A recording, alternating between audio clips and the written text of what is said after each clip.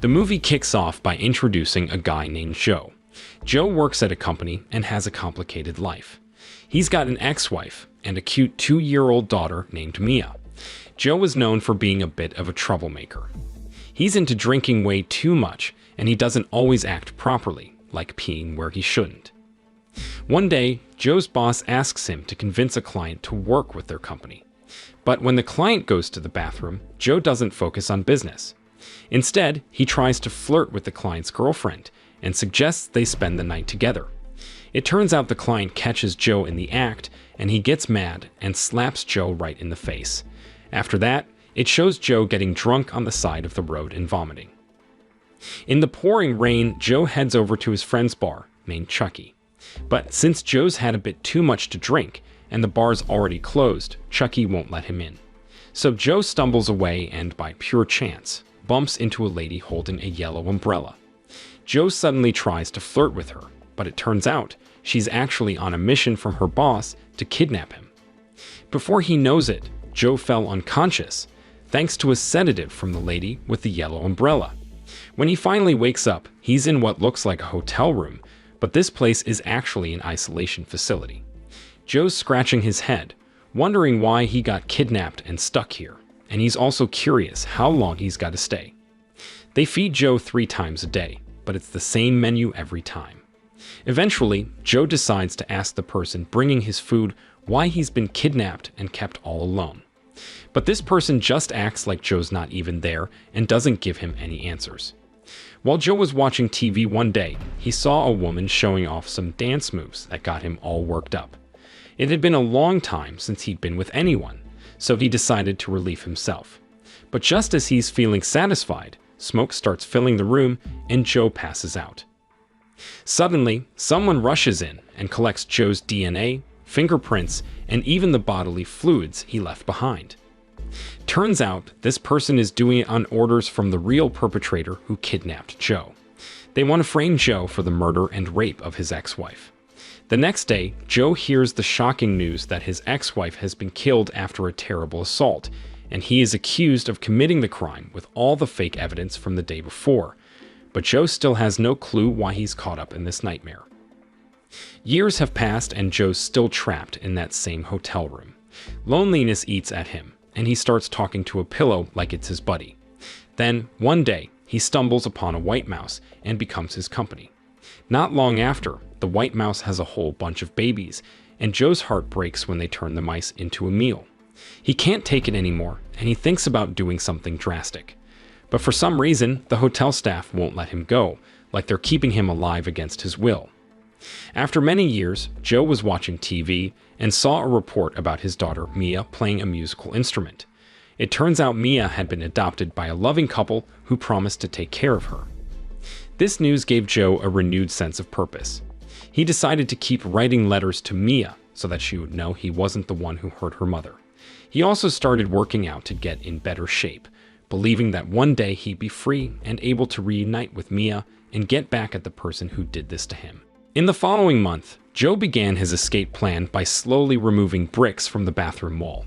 Just when he was about to make his getaway, he heard some news that Mia might be willing to give him another chance. This filled Joe with happiness and hope, but then, out of nowhere, smoke filled the room and he passed out. It turned out the hotel staff had caught on to his escape plan. After 20 long years, Joe finally gets released and finds himself inside a box. It turns out the person who had kidnapped him gave him some money and a cell phone. As Joe goes through the letters he wrote to Mia all those years, he spots a woman with a yellow umbrella, just like the one he saw 2 decades ago. Without thinking twice, Joe starts chasing after her. But when he catches up, a group of young guys think he's about to do bad things and attack him. So Joe has to defend himself against them, and the woman with the yellow umbrella slips away. After dealing with the young men, Joe resumes his pursuit of the person with the yellow umbrella, only to find out it's now a man. Joe decides to confront the innocent guy, but a woman named Marie steps in and stops him. Mary explains that she's a nurse working at a clinic and, seeing Joe in a panic, gives him her business card in case he needs medical help. Later on, Joe goes over to Chucky's place. Chucky is shocked because Joe's been gone for 2 whole decades with no word. Joe starts pouring out his entire story to Chucky. And then out of the blue, the cell phone given to him by his kidnapper starts ringing. It's a mysterious guy claiming to be the one who locked Joe up for all those years. Joe then asks Chucky to help him dig into this mystery online. Joe tries to remember who might have done this to him, starting with his clients, old bosses, and anyone he used to hang out with. They spend hours searching, but Chucky gets tired and decided to sleep. Meanwhile, Joe continued his search. The next day, Chucky finds Joe passed out, probably from being tired. He quickly reaches out to a nurse whose business card he found in Joe's pocket. Turns out the nurse's name is Marie. Marie gives Joe some medical attention and takes a peek at the letters Joe wrote about himself, searching for the perpetrator who had kept him captive for 20 years. Right then, Joe woke up and quickly shuffled through his letters before Marie could get a look. But Marie had already known that Joe was searching for the perpetrator. She then offered to help him. Joe and Marie started hunting down the person who had called Joe before. Joe had a hunch to track down the restaurant that supplied the meal to the hotel where he'd been locked up for 20 years. He remembered the taste of that food all too well. Joe went from one restaurant to another until he was sure that one of them had been sending food to that same hotel. Then he tailed a shady person who seemed to be part of the mafia, buying a ton of food. Turns out that guy led Joe straight back to the place where he'd been held captive all those years. Joe, armed with a hammer, bravely stormed in and took down the guards without a second thought. Eventually, he came face to face with the boss of the captivity joint, a guy named Cheney. Turns out Cheney was running an illegal business where people got locked up based on his client's wishes. Joe tried to push Cheney to reveal the identity of the client, who had ordered him to lock Joe up all those years. Unfortunately, Cheney had no clue about it. Instead, he told Joe to listen to a recording sent by the real perpetrator. When Joe played the recording, it turned out the guy had told Cheney to keep Joe locked up for 2 decades, but never gave a reason. After that, Joe tried to escape from the place as Cheney's men started arriving. While trying to hold Cheney down, Joe warned his men not to make a move if they wanted to keep Cheney alive. But at one point, Cheney broke free, and Joe had no choice but to take on all of Cheney's men. He managed to disable them, but he also got himself pretty banged up. Just as he was about to passing out, he was suddenly taken to Chucky's house by someone. Turns out it was the same guy who'd kept him captive for 20 years. Not long after, Marie and Chucky took care of Joe until he got better. Then, one day, Joe was at Chucky's bar when out of nowhere, the perpetrator contacted him. Joe was shocked to find out the guy was already there. Filled with anger, Joe tried to attack him, but his men quickly stopped him. That's when the perpetrator revealed that he was the one who had kept Joe captive for 20 years, had assaulted Joe's wife to death, and had falsely accused Joe. The perpetrator, trying to justify his actions, told Joe that there was a reason behind all of this. He then gave Joe a challenge. He wanted Joe to guess 2 things. First, who he really was, and second, why he kept Joe locked up for 2 decades. The perpetrator gave Joe 2 days, and if Joe could figure it out, the perpetrator promised to do the unthinkable. Not only that, he'd hand over $20 million in diamonds to Joe.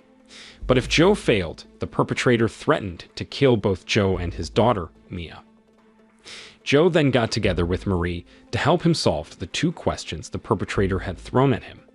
They eventually found a lead in the form of a piece of music that was the perpetrator's phone ringtone. Every time the perpetrator called Joe, that same music played. It turned out the music led them to a school called Evergreen Academy, which Joe had attended once. Joe and Marie headed over to the school to dig into its records. However, it turned out that the school had been closed for a long time, and they were also not allowed to enter by the guard. They hatched a plan to sneak in at night, and while they were waiting for darkness, they stayed at a motel not far from the school. As they spent time together, Joe and Marie grew closer, and there was a spark of attraction between them. Until, when Marie finished showering, something happened. It turned out that it was monitored by the perpetrator because all of this was part of the perpetrator's plan. That night, Joe and Marie sneaked back into the school to search for records. After a bit of searching, Joe finally found out that the guy who'd kept him captive for 20 years was named Adrian Price. The Price family was wealthy, but most of them had been killed, leaving only Adrian behind. When Joe looked back on the past, he realized that Amanda Price, Adrian's younger sister, was the reason he'd been locked up by Adrian. Apparently, Joe had caught Amanda in a compromising situation with her biological father, and that's what triggered everything. After that incident, Joe went as far as spreading false rumors that Amanda had seduced her own father, which led to the students at school bullying her even more and thinking badly of her. Now, Joe finally understands that Adrian, the guy who kidnapped him, did it as revenge for what Joe had falsely accused his sister of in the past. When Joe on his way to meet Adrian to answer his 2 questions, Marie tries to stop him, fearing for his safety at Adrian's hands. But Joe assures Marie that he'll be okay and promises to come back safely. On the journey to meet Adrian, he shows Joe a video of his daughter, Mia, who is now in Adrian's custody. Joe pleads with Adrian not to harm Mia, as she's innocent and has nothing to do with all of this. When Joe arrived at Adrian's place, he wasted no time asking about Mia's whereabouts. But one of Adrian's henchmen immediately attacks Joe. But this time, Joe manages to eliminate the henchman. After that, Adrian repeated the same questions he'd asked before.